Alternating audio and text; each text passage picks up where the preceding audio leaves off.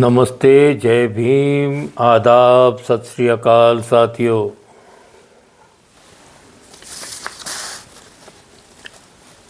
भारत में आने वाली विदेशी करेंसी आर्थिक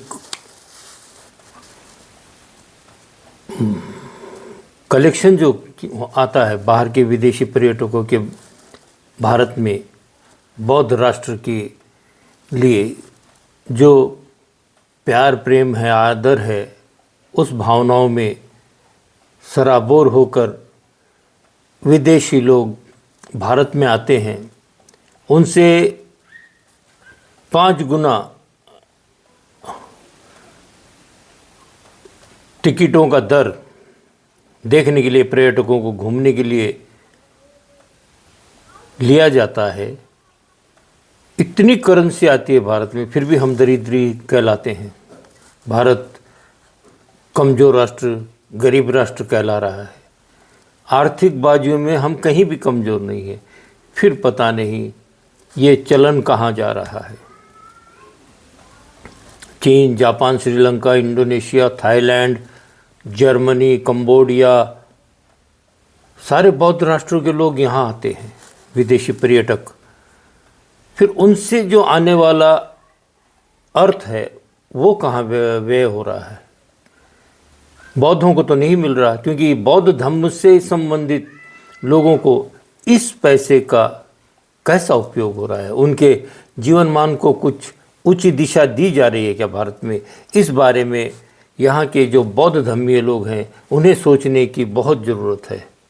वो पैसा कहाँ जा रहा है, वो किन के हाथों में जा रहा है। भारतीय सर्वेक्षण विभाग पूरी बर्बादी के तरफ लेकर जा रहा है।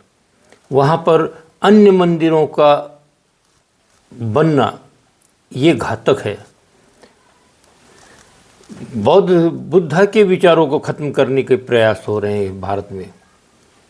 वहाँ पर अन्य धर्मों के मंदिर स्थापित होना ये ठीक नहीं लगता है। वहाँ पर अन्य लोग वहाँ पर गाइड बनकर जा रहे हैं और बुद्ध की जो कहानियाँ हैं नए नए अंदाज में बयान कर रहे हैं। ये मैंने खुद अनुभव किया जब मैं यहाँ से नेपाल की यात्रा करके आ रहा था अपने परिवार समेत। तो मैंने देखा वहाँ काफ़ी लोग, और ऐसे लगता है, ऐसा प्रतीत होता है कि मानो ट्रकों में भर भर कर लाकर भिखारी लोगों का वहाँ तांता लगा दिया गया है।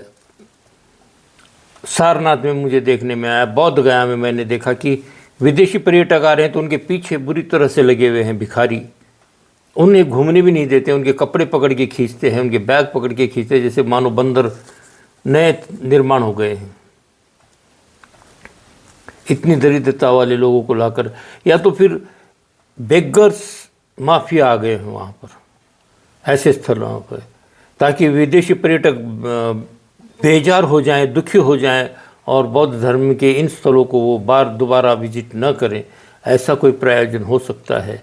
किसकी सोच है, कैसे आएगा किसके दिमाग में, कुछ अंदाज बयान नहीं हो सकता, कुछ कह नहीं सकते। अनप्रेडिक्टेबल है ये सब। मगर बौद्ध विचारों को ख़त्म करने का प्रयास कोई वर्ग कर जरूर रहा है इस भारत के अंदर में। उन्हें शांति नहीं चाहिए।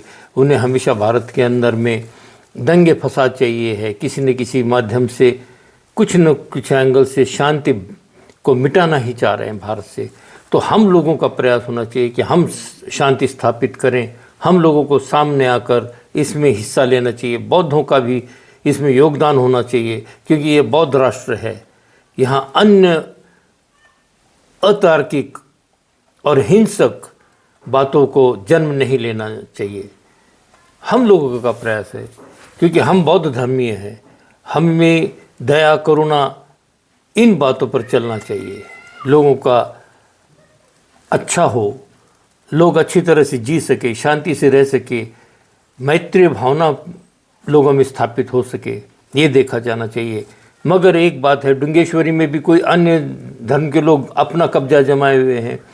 जितने भी बौद्धों के धार्मिक स्थल हैं वहाँ दूसरी जाति के लोग, दूसरे धर्म के लोग घुसे हुए हैं, बर्बाद कर रहे हैं, इतिहास को बिगाड़ कर लोगों तक पहुँचा रहे हैं।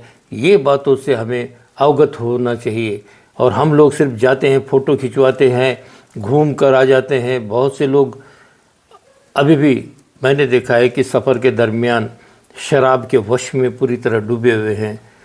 मुझे काफ़ी चोट पहुंची। मेरे साथ में जो सह प्रवासी थे उनमें से बहुत से लोगों को शराब की लत थी। वो गपचुप शराब पीकर अन्य लोगों को परेशान करते रहते हैं, सह प्रवासियों को। ये कहीं ना कहीं रुकना चाहिए। आज के लिए इतना ही। जय भीम, नमो बुद्धाय साथियों।